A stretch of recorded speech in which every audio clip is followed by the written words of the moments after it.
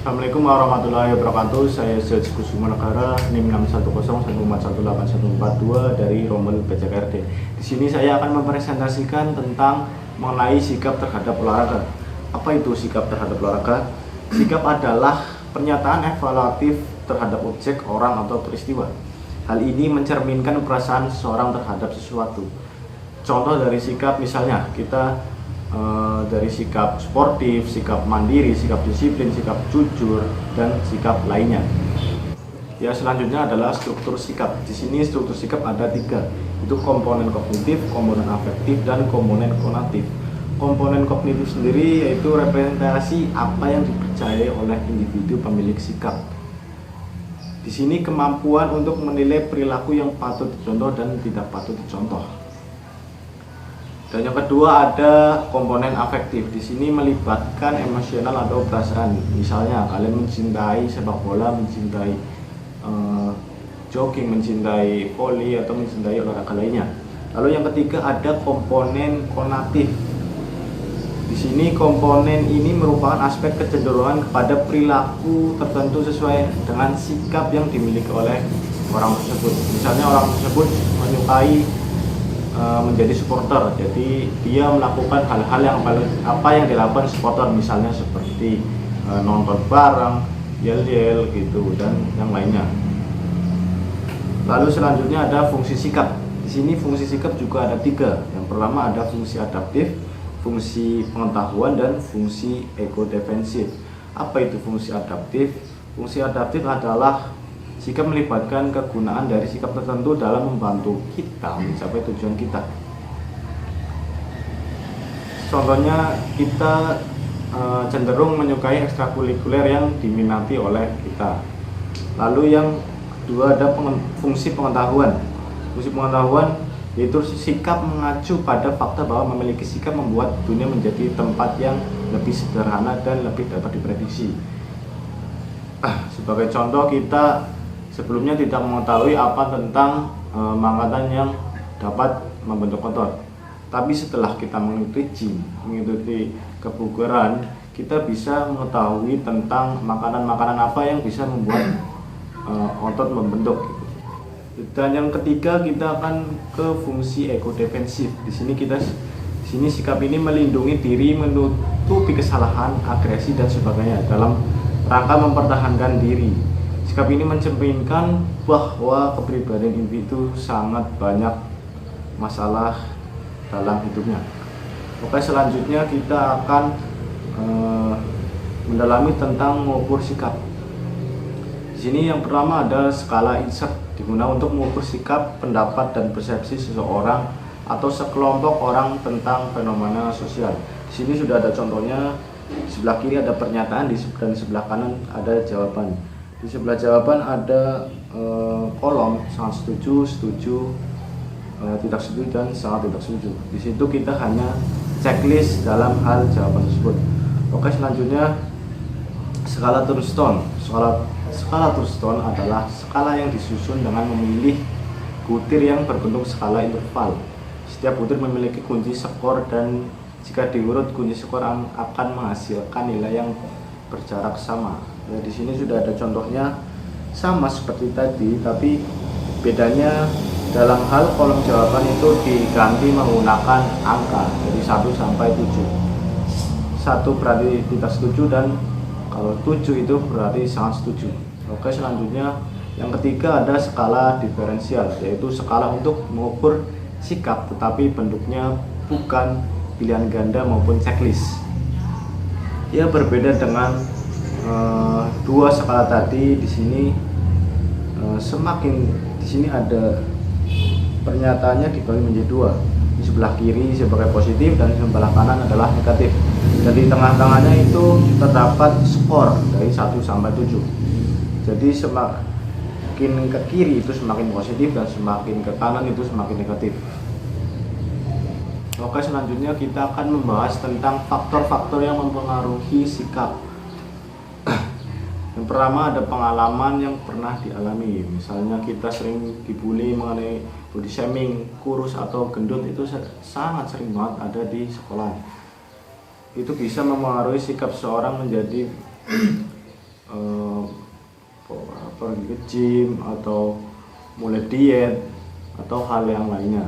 Lalu yang kedua ada pengaruh sosial terhadap sikap. Misalnya kita sering diajak orang tua kita untuk menonton sepak bola di stadion, besar kemungkinan kita akan mengikuti apa yang dilakukan orang tua kita dahulu, yaitu menonton di stadion. Lalu yang ketiga ada keterlibatan orang tua. Misalnya ayah kita adalah seorang atlet dalam bela diri, besar kemungkinan anaknya saat dewasa itu juga akan menjadi atlet bela diri. Lalu ada keinginan untuk kesehatan dan peningkatan fisik. Di sini kita bisa jumpai contohnya pada anak yang baru lulus dari SMA atau SMK. Biasanya mereka saat mendaftar polisi atau tentara, mereka akan terlebih dahulu mempersiapkan diri dengan latihan fisik seperti jogging, seperti pull up, seperti pergi ke gym atau tempat kebugaran seperti itu. Oke, selanjutnya kita akan berlanjut ke teori tindak beralasan atau yang biasa disingkat dengan TRA. Teori ini menghubungkan antara keyakinan, sikap, kehendak, dan perilaku. Kehendak merupakan prediktor terbaik perilaku, artinya jika ingin mengetahui apa yang akan dilakukan seorang, cara terbaiknya adalah mengetahui kehendaknya. Misalnya, kita beringinan untuk melakukan sesuatu, besar kemungkinan kita akan melakukannya. Namun seseorang dapat mempertimbangkan berdasarkan alasan-alasan yang sama sekali berbeda. Contohnya,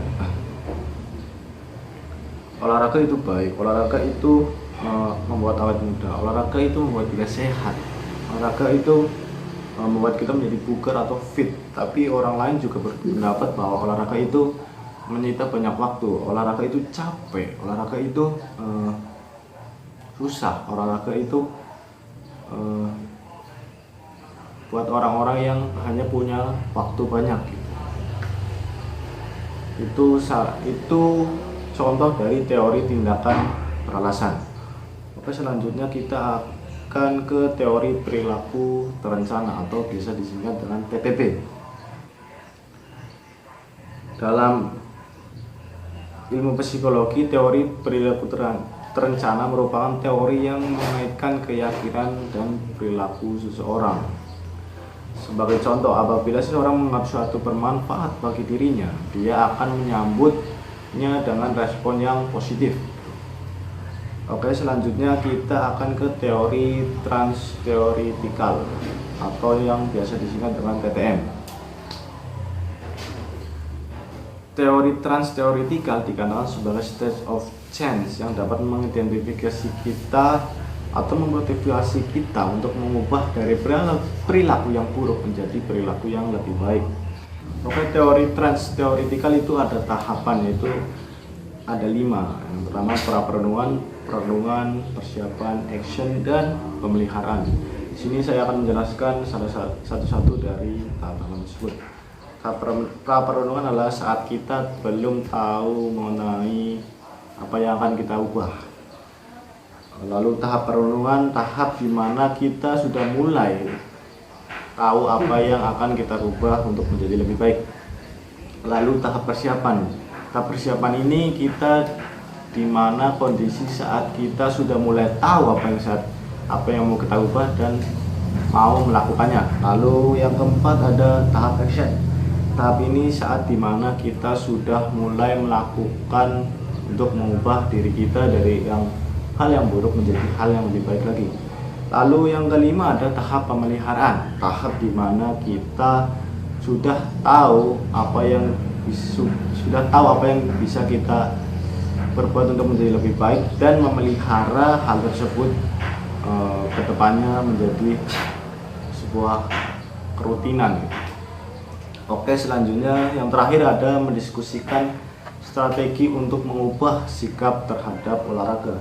Di sini ada 2 teori. Yang pertama teori disonansi kognitif dan teori persepsi diri. Oke, teori disonansi kognitif adalah sensasi tidak menyenangkan saat kita alami ketika suatu sikap yang kita pegang bertentangan dengan situasi saat ini. Misalnya, kita percaya bahwa olahraga 3 kali dalam seminggu itu sangat baik, tapi kita tidak bisa melakukannya karena terbentur oleh pekerjaan, tugas, atau hal-hal lainnya, di mana hal tersebut kepercayaan sangat bertolak belakang dengan niat. Hal apa yang harus kita lakukan? Hal yang harus kita lakukan adalah merubah sikap dan merubah perilaku, begitu. Oke, selanjutnya kita akan membahas mengenai teori persepsi diri, bahwa sikap kita ditentukan oleh perilaku kita. Misalnya, karena saya makan roti coklat, saya pasti suka roti coklat. Seperti itu menurut pengakuan Ben. Sama halnya dengan saat kita menonton pertandingan sepak bola, kita menyukai sepak bola, itu sama halnya seperti itu. Implikasi dari hal ini adalah kita dapat mengubah sikap kita sendiri terhadap olahraga menjadi lebih baik jika kita lebih banyak berpartisipasi. Jadi kalau kita suka sepak bola, kita akan lebih baik lagi jika kita mengikuti ekstrakurikuler sepak bola, mengikuti klub atau SB, mengikuti pertandingan, mengikuti popda atau sebagainya. Itu bisa membuat kita jauh lebih baik dalam hal sepak bola, seperti itu. Yaitu tadi penjelasan dari mendiskusikan strategi untuk mengubah sikap terhadap olahraga. Dan menjadi hal terakhir yang saya bahas dalam presentasi saat ini. Apabila ada kesalahan kata atau pernyataan, saya sangat mohon minta maaf. Terima kasih. Wassalamualaikum warahmatullahi wabarakatuh.